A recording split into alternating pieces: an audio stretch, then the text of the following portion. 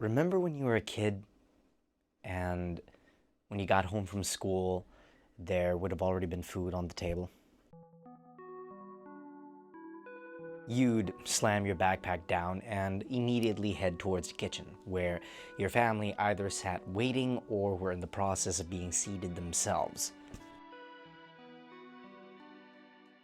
The food was warm, and the atmosphere was alight with conversations about how each other's days went. Little did you know back then that in about 10, maybe 12 years' time, you would be cooking your own food. And that meant coming to the realization that food costs money. But hey, you know of a way to actually make some money. It's called a job.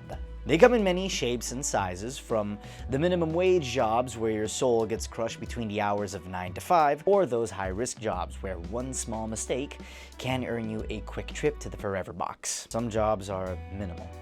You work your 8 hours and then you head home. Some jobs require you to do backbreaking but necessary work. Some require a studied mind in order to bring simple answers to the world's most complex questions, such as, can humans be as gender fluid as groupers? Some jobs, if you're lucky, will give you a sense of purpose. Before you know it, a job can even be a part of your life, giving you just enough money to avoid a midlife crisis, or until you start going down the rabbit hole of making a tiny home out of a Sprinter van you and me both know you're never gonna fucking buy. Oh yeah, and also not starve to death. That's also really important. This is, of course, if you are in the lucky position of having a job you actually enjoy. I mean, think of the people who now have a deep-seated hatred for humanity after just spending 10 minutes in the customer service industry, or the vampires returning to their crypts after completing a 12-hour night shift and then proceed to tell you to your face that the night shifts aren't that bad, even though they look like Emperor Palpatine. Even if you are part of the many who don't particularly enjoy their job, at least you can rest easy knowing that there is some money coming your way and that you can pay your bills at the end of the day. Or at least I hope so in this fucking economy. But what happens when you do your job so fucking much that it becomes everything you know? What happens when, slowly but surely, a job starts taking over every facet of your life? What happens when you become your job? This is my story, how I based my entire identity on my work and what it did to me.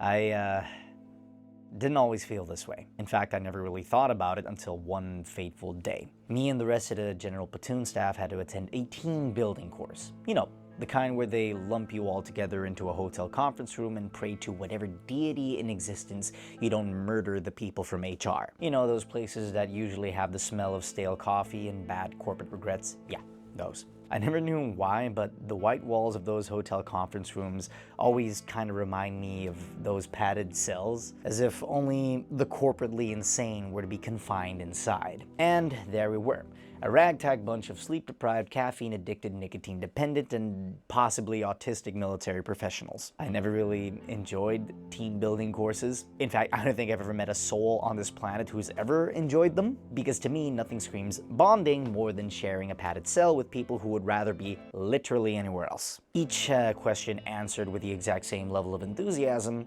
as a 2-week-old corpse. Now, this course was a bit different, since it was developed by military personnel for military personnel. To give you a chronological chain of events of that day, I basically went in with a sense of, oh boy, that turned into, oh no, that eventually spiraled into, oh shit. Eventually came an exercise that, instead of teaching me the basics of human fucking empathy, it ended up giving me an indescribable sense of dread. In the military world, we rarely use our first names. In fact, there are guys that I've been working with for nearly half a decade, and I still don't know their first names. The nature of the exercise was simple. You had to separate you from your work. In other words, not as Corporal Trump, the man in the uniform, but as Stan, the man in the hoodie. All you had to do was write down your first name and 3 things about yourself outside of work. Sounds easy, right? Right? So the Sharpie went from person to person, each person immediately filling out their names and 3 things about themselves outside of work. Eventually, the Sharpie landed on me. So I immediately reached into the proverbial filing cabinet, trying to find the things that make me me. But instead of finding fun anecdotes about the stuff I did outside of work, I only found cobwebs, like an archaeologist rummaging through a tomb of half-forgotten fucking dreams. I'm not exaggerating when I say, when I caught that Sharpie, I could not, for the life of me, figure out what the fuck to write down. I just kept staring at that blank piece of paper like a bomb expert after he cut the wrong fucking wire. Oh, I like writing. When was the last time you wrote something that wasn't an email? Oh, I like spending time in nature. When was the last time you went to the woods that wasn't a field exercise? Oh, I like I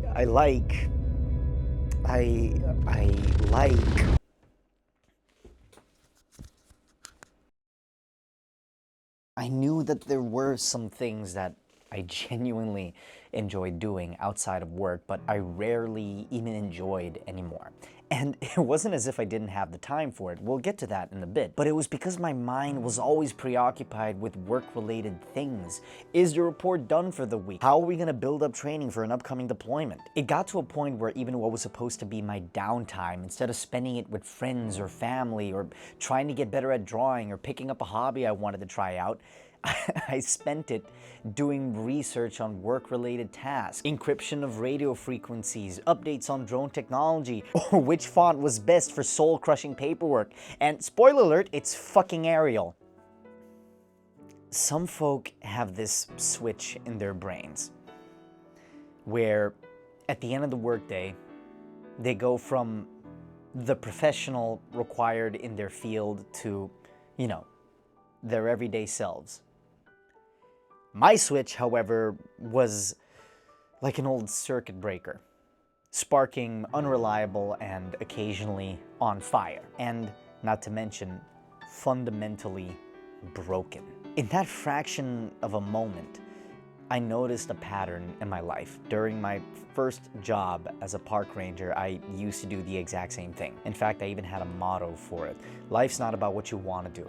It's about what you have to do, which is why I spent my 20s destroying my knees and swapping my dreams for Excel spreadsheets. I had this weird superiority complex about it too. I remember willingly working weekends for so fucking long that the idea of going out on a Friday night sounded like some kind of distant fucking myth. And I was proud of that shit. Don't get me wrong, I'm proud of a lot of the stuff that I did. I taught the importance of conservation. I spoke to many wonderful people from around the world, spoke to royalty. I thought that those who were my age, who were always partying their savings away or who were always on the hunt for the next festival to go to, was either wasting their time, resources, and most importantly, their potential. Still, I couldn't ignore this gnawing feeling in the back of my head. At first, I thought this gnawing feeling was, this thirst or this hunger to do more. Whatever it is I was doing was not enough. Nothing I did was ever enough. If I did a good job before, that means I had to do it better the next time. Eventually, that feeling of being stuck and wanting bigger things became so fucking big,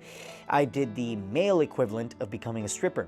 I enlisted in the military. And spoiler alert, it happened again. I went from a dirty-ass recruit to a grunt to a JNCO to being part of the general staff in less than 5 years. Seen a lot, been through a lot, and again, spoke to royalty. And I know that some of you are looking at your phone screens right now thinking, what the fuck are you complaining about? You've seen and done more than a lot of people have in their entire goddamn lifetimes, and not to mention, you have a job. You have a guaranteed source of income in a time where a job is not even a guarantee. What the fuck could you be complaining about? And I get it.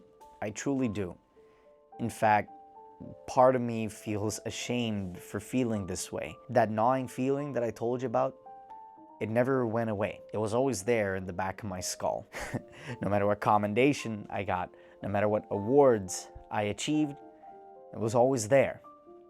And it wasn't when I caught that Sharpie and couldn't figure out who I was outside of work that I finally figured out what that gnawing feeling was. I had become a shell of my former self. I became my job. I became this automaton that receives and gives orders to the best of his abilities with no room for compromises. There was also another part of that that bothered me a lot.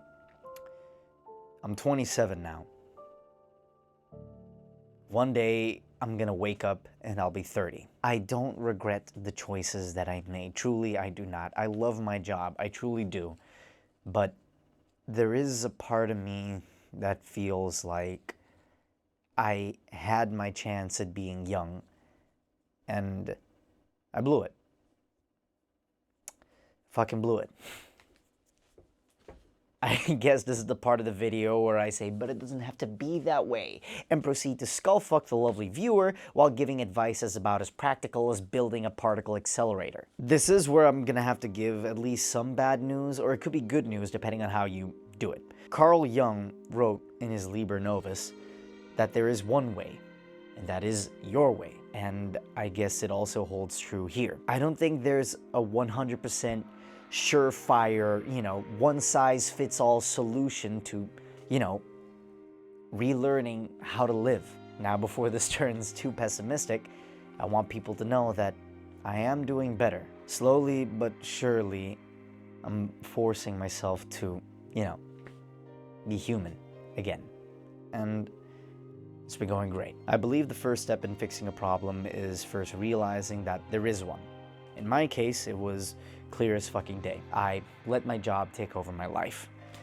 And before doing anything, I first had to recognize all the things that I was doing. I did all the typical overachiever stuff. Work obscenely long hours. I'm really good at Excel, so I spent a lot of days filling up spreadsheets and writing enough emails to make a fucking novel. All of this without earning a single cent of overtime, by the way. I kept giving myself the exact same excuse. If I won't do it, no one else will. This'll all be worth it. Some of it was.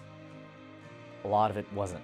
I'd set such ridiculously high standards for myself, and whenever I didn't meet those standards, even if it was for valid reasons like being fucking sick, my mental, physical, and emotional reaction to that was about exactly the same as staring a fucking grizzly bear in the eye. It wasn't until I couldn't figure out who I was outside of work that I finally realized that what I was doing wasn't just unhealthy. It was borderline self-destructive. We all love pizza. Everybody loves pizza. If someone tells you they don't like pizza, they are fucking lying. But if you are forced to scarf down pizza for every meal, for every day until the day you die, I am sorry, the mere sight of a pepperoni will make you throw up. I guess if there was a step one, this would be it. Realization. The realization that something is deeply wrong, but it doesn't have to be that way. So yeah. Realization. I realized that my job had taken over every aspect of my life. What now? Well, it did freak me out, but the panic kind of set me straight in a way. It's hard to describe. There are 6-section battle drills. The third one is locating the enemy.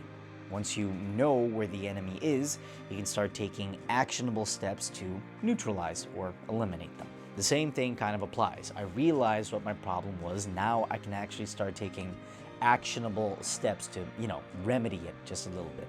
The hardest step was actually drawing lines in the sand, defining when work ends and when life begins. It felt like kicking a bad habit, except this one came with a paycheck. Oh, and jail time if I decide not to fucking show up. So I started small. How small, you may ask? Embarrassingly small. Like actually taking my lunch breaks instead of inhaling my food while answering emails. Actually making an effort to go home on time instead of staying late just to get a head start on shit for tomorrow. Delegation became my new best friend.